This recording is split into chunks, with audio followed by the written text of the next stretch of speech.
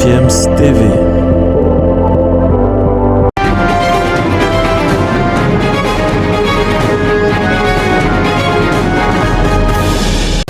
Bienvenue sur GFM's TV, merci d'écouter Sport Matin avec de nouvelles fraîches, n'est-ce pas, concernant le sport. On va commencer par l'international congolais Ben Malango. L'attaquant congolais est donc chez lui en République démocratique du Congo et tout près des démunis.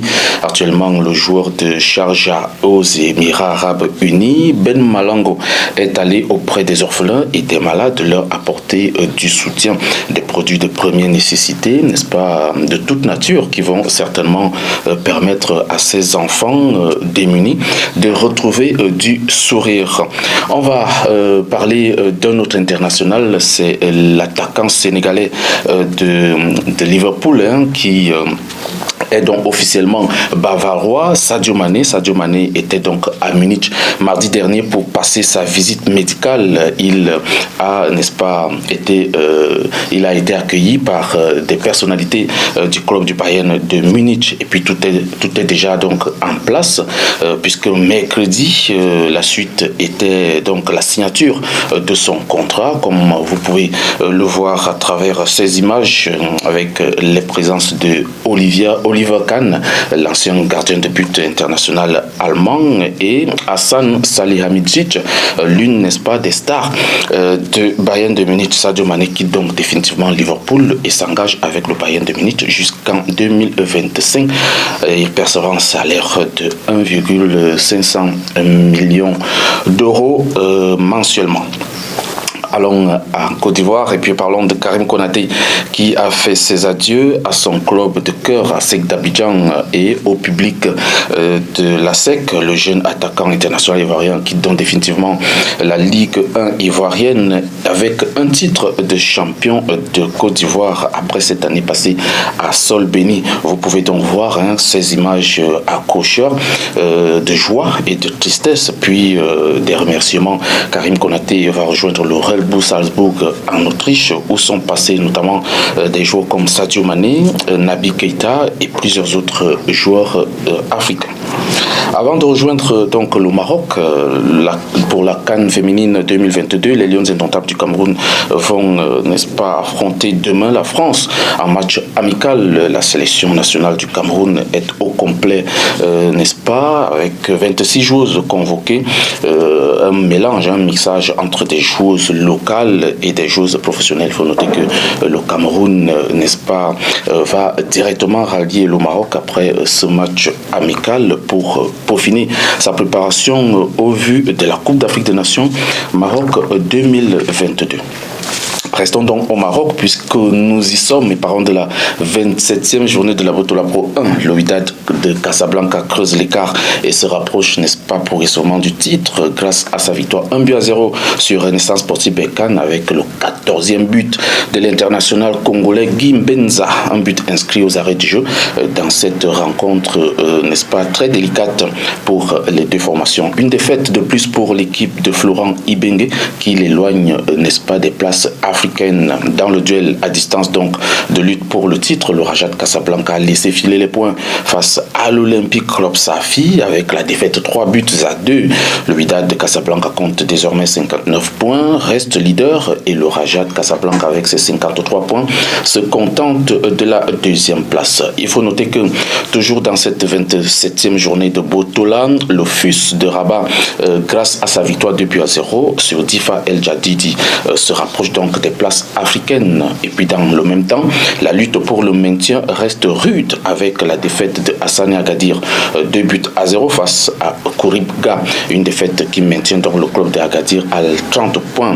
Le match nul, un but partout entre IR Tanger et Youssoufia Berchid n'arrange pas les deux équipes qui restent notamment 12e avec 31 points pour l'une et 15e avec 25 points pour l'autre. On va parler quand même un tout petit peu du classement des buteurs avec très rapidement l'attaquant congolais du Wydad Guy Mbenza qui est donc premier avec 14 buts inscrits. Le 14e c'était donc hier et puis il dévance donc le Gabonais de IR Tanger Arcel Meillet, 12 buts à son compteur et puis derrière il vient le Botswanais de Kouribga Kabelo Sikanyeng qui lui compte 9 buts.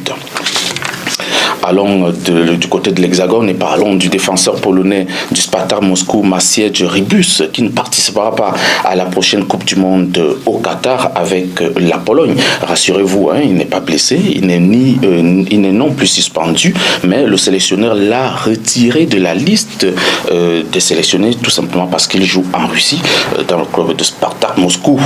Des raisons rendues donc officielles par la Fédération polonaise de football. Maciej Rybus est d'ailleurs marié à une Russe, elle s'appelle Lana Baimatova et ne devrait donc pas de sitôt porter le maillot polonais, à moins qu'il change peut-être de club ou de pays où il évolue en ce moment.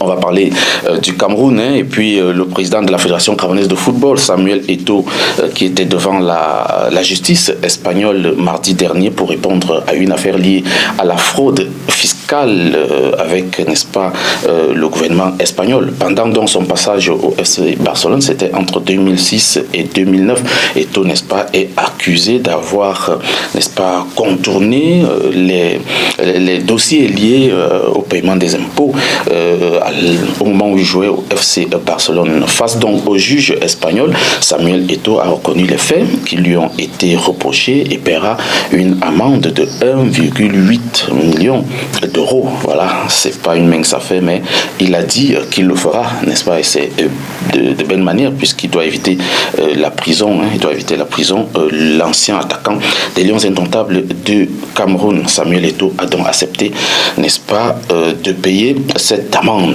et de ne plus avoir affaire à la justice espagnole. On va parler de l'attaquant égyptien de Liverpool, Mohamed Salah, qui passe de bonnes vacances en compagnie de sa famille. Comme vous pouvez le voir sur les images, Mohamed Salah, son épouse et leur fille profitent donc des vacances avant de retrouver son club pour la préparation de la saison. Il faut noter que le pharaon d'Égypte a aussi fêté ses 30 ans, c'était le 15 juin dernier, dans la stricte intimité familiale. On va vers la fin de ce sport matin et on va parler de cette grosse frayeur lors des mondiaux de natation. C'était mercredi dernier du côté de Bucarest. Il faut noter que la nageuse américaine Anita Alvarez a perdu connaissance dans l'eau et s'est mise à couler. Elle s'est mise à couler, a failli, n'est-ce pas, trépasser. Mais heureusement, l'entraîneur de l'équipe américaine de nage artistique et synchronisée, Andrea Fuentes, a plongé dans le bassin pour aller la sauver. Vous pouvez, n'est-ce pas, regarder ces images, n'est-ce pas, de sauvetage. Anita Alvarez ne respirait plus alors qu'elle affrontait, n'est-ce pas, la finale de natation synchronisée solo libre. Donc la coach Andrea Fuentes, il faut le noter, est 4 fois médaillée olympique. Donc elle a, n'est-ce pas, utilisé ses atouts d'ancienne nageuse pour aller, n'est-ce pas, à la rescousse de Anita Alvarez. C'est terminé pour Sport Matin de ce vendredi. On se retrouve mardi prochain pour une nouvelle épisode de Sport Matin, toujours sur DFM TV. Portez-vous bien et à très vite.